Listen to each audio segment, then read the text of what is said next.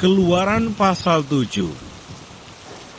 Berfirmanlah Tuhan kepada Musa, "Lihat, aku mengangkat engkau sebagai Allah bagi Firaun, dan Harun, abangmu, akan menjadi nabimu.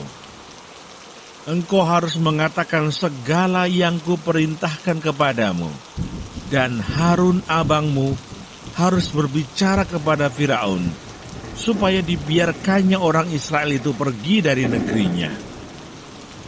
Tetapi aku akan mengeraskan hati Firaun, dan aku akan memperbanyak tanda-tanda dan mukjizat-mukjizat yang kubuat di tanah Mesir.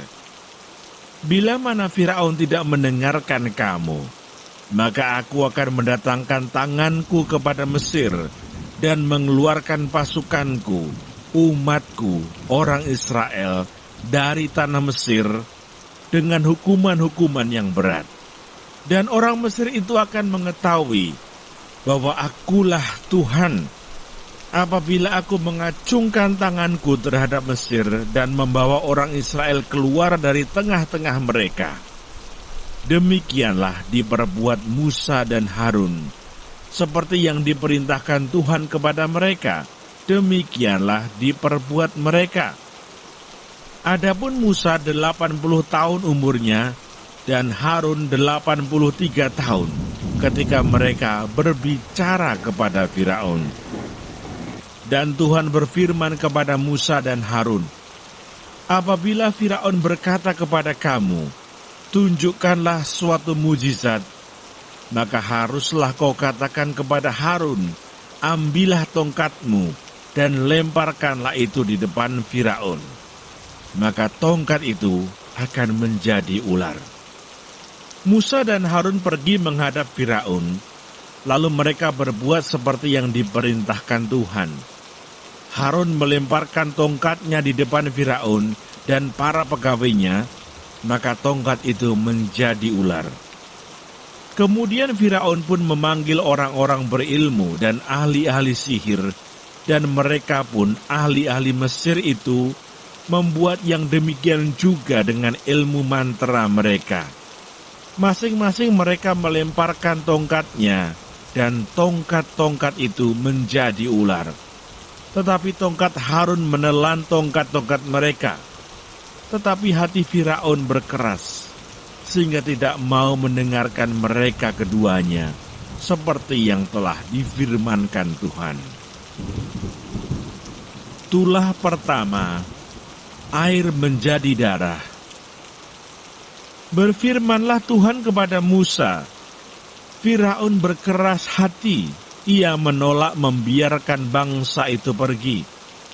Pergilah kepada Firaun pada waktu pagi, pada waktu biasanya ia keluar ke sungai. Nantikanlah dia di tepi sungai Nil dengan memegang di tanganmu tongkat yang tadinya berubah menjadi ular.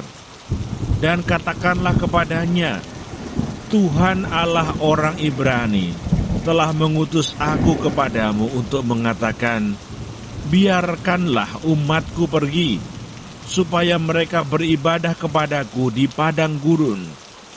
Meskipun begitu, sampai sekarang engkau tidak mau mendengarkan. Sebab itu beginilah firman Tuhan, dari hal yang berikut akan kau ketahui, bahwa akulah Tuhan. Lihat, dengan tongkat yang di tanganku ini akan kupukul air yang di sungai Nil, dan air itu akan berubah menjadi darah. Dan ikan yang dalam sungai Nil akan mati, sehingga sungai Nil akan berbau busuk. Maka orang Mesir akan segan meminum air dari sungai Nil ini." Tuhan berfirman kepada Musa, "Katakanlah kepada Harun, ambillah tongkatmu, ulurkanlah tanganmu ke atas segala air orang Mesir, ke atas sungai, selokan, kolam, dan ke atas segala kumpulan air yang ada pada mereka, supaya semuanya menjadi darah, dan akan ada darah di seluruh tanah Mesir, bahkan dalam wadah kayu dan wadah batu." Demikianlah Musa dan Harun berbuat seperti yang difirmankan Tuhan.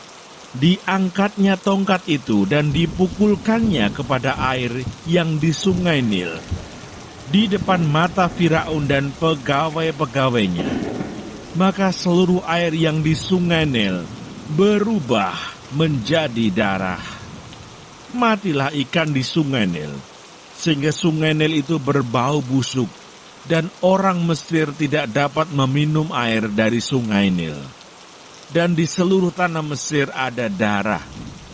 Tetapi para ahli Mesir membuat yang demikian juga dengan ilmu-ilmu mantra mereka, sehingga hati Firaun berkeras, dan ia tidak mau mendengarkan mereka keduanya, seperti yang telah difirmankan Tuhan.